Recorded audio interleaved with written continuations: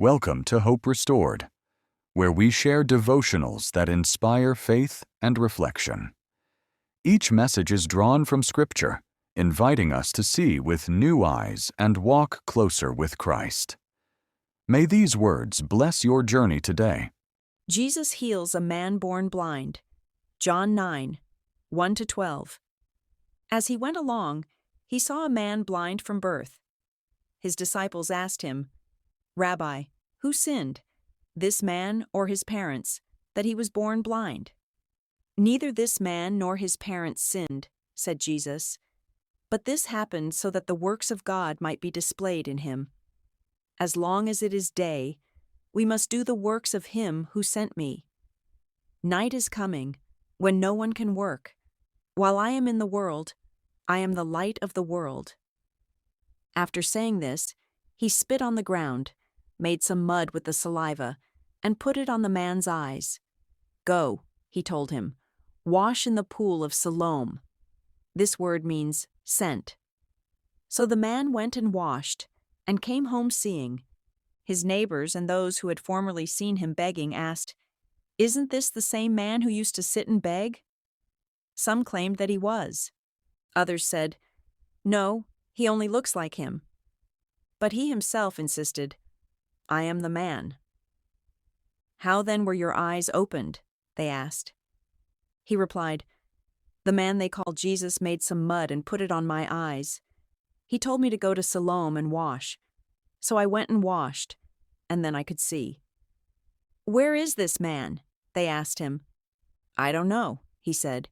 In verse 2, his disciples asked him, "Rabbi, who sinned, this man or his parents, that he was born blind?" The disciples' question reveals a misunderstanding. Rabbi, who sinned, this man or his parents, that he was born blind? The first part, who sinned this man, doesn't make sense logically. Since he was born blind, he had no opportunity to commit sins that would cause his condition. Of course, like all humanity, he was born into sin, but his blindness was not the result of his personal wrongdoing. The second part, whether his parents' sins caused his blindness, also reflects a mistaken assumption. Scripture makes clear that guilt is not transferred from parent to child. Ezekiel 18 verse 20 says, "The one who sins is the one who will die. The child will not share the guilt of the parent, nor will the parent share the guilt of the child. The righteousness of the righteous will be credited to them, and the wickedness of the wicked will be charged against them." Each person is accountable for their own sin. This passage shows how people often try to assign blame for suffering, but Jesus redirects the focus away from fault and toward God's purpose. Deuteronomy 24:16 reinforces the same truth. Parents are not to be put to death for their children, nor children put to death for their parents. Each will die for their own sin. The disciples' question shows a lack of understanding of principles already established by God through his prophets. They assumed blindness must be punishment for sin, either the man's or his parents'. But Jesus corrects this misconception. Neither this man nor his parents sinned. His words make it clear that the man's blindness was not the result of anyone's wrongdoing. The focus is not on identifying whose sin caused the condition, but on challenging the very idea that suffering is always punishment for sin. This moment shifts the perspective.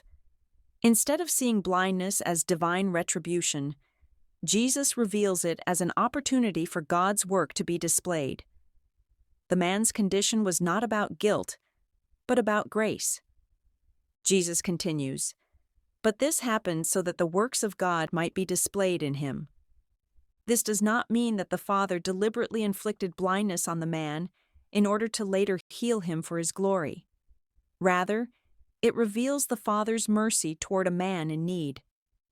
The mystery of why suffering exists often lies beyond our full understanding, and it would be presumptuous to claim certainty about the reasons behind this man's condition. What we do know is what Jesus declared. The man's blindness became the stage upon which God's works could be displayed. The focus is not on punishment or blame, but on the power and mercy of God, a God who transforms suffering into testimony and weakness into a revelation of his glory. Jesus says, "Night is coming when no one can work. While I am in the world, I am the light of the world. Here, night represents the time when his earthly ministry would come to an end, when the opportunity for him to physically demonstrate God's works among humanity would no longer be present. While he walked the earth, his presence was the day, a time when the power and mercy of God could be revealed openly through his miracles and teaching. By declaring himself the light of the world, Jesus points to his unique role. He illuminates truth, dispels spiritual darkness, and reveals the Father's compassion. His physical presence allowed for visible demonstrations of God's power and mercy, but his light continues beyond his earthly ministry, shining through the Spirit and the testimony of those who believe. Verses 6 to 7 describe a distinctive act. After saying this, he spit on the ground, made some mud with the saliva, and put it on the man's eyes. "Go," he told him, "wash in the pool of Siloam." This word means sent. So the man went and washed, and came home seeing. Unlike other healings where Jesus spoke a word and the miracle happened instantly, here the man was asked to take action. He had to go, obey, and wash in a specific place. Why? Perhaps the Lord wanted to involve him in the process, giving him a step of faith to take. Or perhaps the crowd needed to see that healing can require human participation, obedience to God's command. This man was not crying out for mercy like Bartimaeus. He seems quiet, passive. Yet Jesus gave him a push toward faith by requiring him to act. His obedience was essential, and likely others helped him reach the pool of Siloam. In this way, more than one person participated in the miracle. The healing became not only a testimony of God's power, but also a lesson in faith, obedience, and community. Verses 8 to 9 say, "His neighbors and those who had formerly seen him begging asked, 'Isn't this the same man who used to sit and beg?' Some claimed that he was." By this miracle, Jesus captured the attention of everyone who knew the man. His neighbors, who had long seen him in weakness and dependence, now struggled to recognize him in strength and sight. The transformation was so complete that some doubted it was even the same person. This shows how the works of God not only bless the individual, but also challenge and awaken those around them. The miracle became a testimony that could not be ignored. It forced the community to wrestle with the reality of God's power at work before their eyes. Verse 9 continues, "Others said, 'No, he only looks like him.'" Here we see the resistance of unbelief. Instead of rejoicing in the miracle, some tried to explain it away with human reasoning. They could not accept that the man they had always known as blind was now able to see, so they dismissed the evidence before them. This response shows how doubt often works. When confronted with God's power, unbelief seeks natural explanations rather than acknowledging divine intervention. The miracle was undeniable, yet some chose denial over faith. In contrast, the healed man himself would soon testify boldly to what Jesus had done. Verse 9 continues, "But he himself insisted, 'I am the man.'" Here begins the power of personal testimony. No amount of doubt or human reasoning could silence the truth of his experience. The neighbors argued, some denied, but the man himself stood firm. "I am the man." This is more than identification. It is testimony. His words declare the love and mercy of Jesus in his life. He had been blind from birth, known only as a beggar, but now he could see. His transformation was undeniable, and his insistence bore witness to the reality of Christ's power. His healing was not just physical, it was a revelation of who Jesus is. Like him, we all start spiritually blind, unable to see God's truth. But when we encounter Christ, he opens our eyes to his grace, purpose, and love. His testimony reminds us that when Jesus touches a life, no one else can speak for that person. Their own witness becomes the clearest evidence of God's love. Verse 10 continues, "How then were your eyes opened?" they asked. This question seems almost disingenuous. The miracle was evident, yet instead of rejoicing, they pressed for an explanation. Were they playing ignorant? Had they not already heard what had happened? Or were they resisting acceptance of Jesus' power? Often, unbelief cloaks itself in endless questioning. Rather than acknowledging the obvious work of God, people demand explanations that fit human reasoning. In this case, the neighbors struggled to accept that Jesus could truly open blind eyes. Their question reveals not only doubt, but also a reluctance to embrace the reality of divine power at work among them. The healed man's testimony would soon cut through their skepticism, showing that no amount of questioning can erase the truth of what Jesus has done. Verse 11 says, "He replied, 'The man they call Jesus made some mud and put it on my eyes. He told me to go to Siloam and wash. So I went and washed, and then I could see.'" This is the man's full testimony. Notice how simple and direct it is. No arguments, no philosophy, just the truth of what Jesus did and his obedience to it. The questions of the unbelievers, though rooted in doubt, became the opportunity for him to declare the miracle. Their skepticism opened the door for witness. It is important that the unbelievers asked questions, because testimony shines brightest when spoken into an atmosphere of doubt. The man's words cut through resistance with undeniable clarity. Jesus acted, he obeyed, and now he sees. His testimony is both personal and powerful, showing that the works of God are best displayed through transformed lives. When we trust and obey, even when we don't fully understand, God works miracles in our lives. The man's testimony was simple yet powerful. "I was blind, now I see." Our story of transformation can lead others to the light.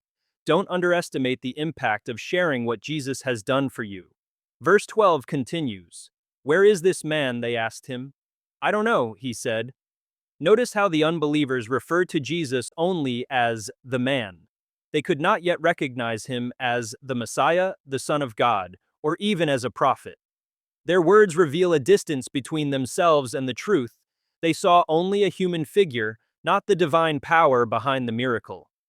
Meanwhile, the healed man's testimony was simple and honest. "I don't know."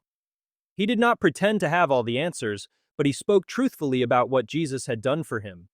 This shows us that testimony does not require full knowledge. It requires honesty and faithfulness to the experience of God's work.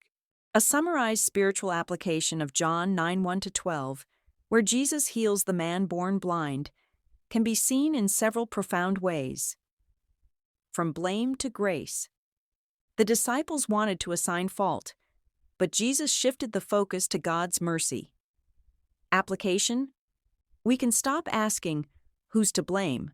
in suffering, and instead ask, "How can God's work be displayed here?" Obedience in faith. The man obeyed Jesus' command to wash, even without understanding why. Application: sometimes God asks us to take steps of faith that don't make sense until after obedience. Testimony in the face of doubt. The neighbors questioned, resisted, and doubted, but the man's simple testimony stood firm. Application: our witness doesn't need to be complicated.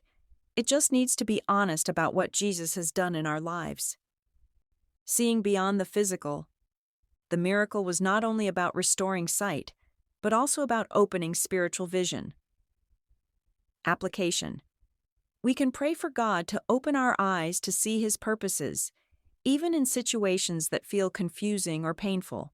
Reflection: I've asked, "Why me?" more times than I can count, especially during a health scare that left me feeling helpless.